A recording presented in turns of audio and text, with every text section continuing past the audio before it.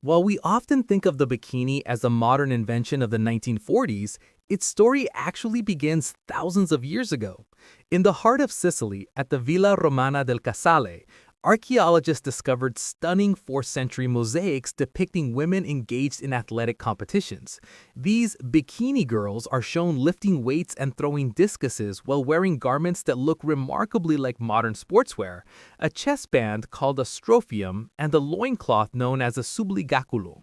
These weren't for swimming though. They were the high-performance activewear of the Roman elite. Similar two-piece outfits have even been found in Greek artwork dating back to 1400 BC. However, as the Roman Empire fell and modest Christian values took hold in the West, these revealing designs vanished for over a millennium, replaced by heavy, floor-length bathing gowns that prioritize concealment over comfort. The road to modernity, rationing, and rivalry. By the early 20th century, the heavy wool dresses women wore to take the waters were becoming a safety hazard. In 1907, Australian swimmer Annette Kellerman was actually arrested on a Boston beach for indecency because her one-piece suit was considered too form-fitting. But everything changed during World War II.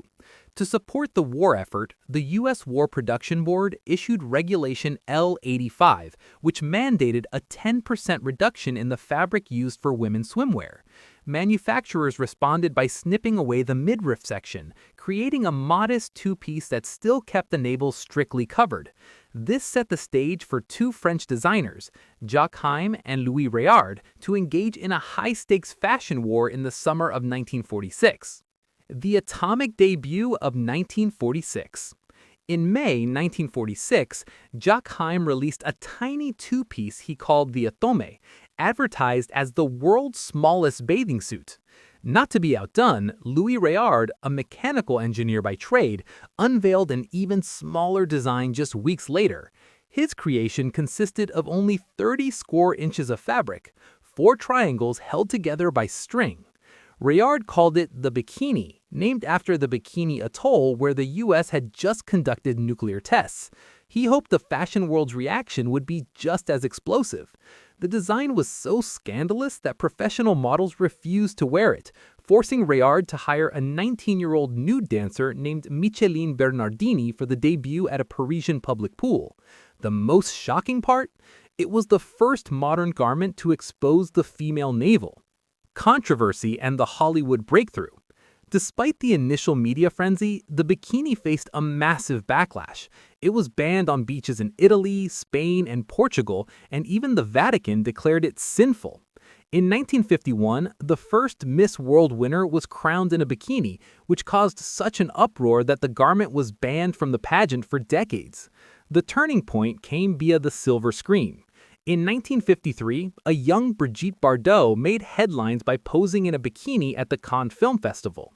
Soon, Hollywood stars like Marilyn Monroe and Rita Hayworth were seen sporting the look, helping it slowly gain social acceptance. By the 1960s, the Itsy Bitsy Teeny Weeny Yellow Polka Dot Bikini song topped the charts, and the Sports Illustrated swimsuit issue launched in 1964, finally cementing the bikini as a legitimate fashion icon. From scraps of cloth to a cultural icon. As the sexual revolution of the 1960s and 70s progressed, the bikini transformed from a scandalous novelty into a symbol of female liberation and body autonomy. Iconic cinematic moments like Ursula Andress emerging from the sea in Dr. No, or Carrie Fisher's slave Leia look in Return of the Jedi, turned the bikini into a permanent fixture of pop culture. Today, the bikini is a multi-billion-dollar industry that continues to evolve with trends like high-cut legs, string styles, and more inclusive designs for all body types. What started as a daring engineering project by a Frenchman named Réard has become the ultimate global symbol of summer, freedom, and the ever-changing standards of modern fashion. What era of fashion or piece of history should we dive into next?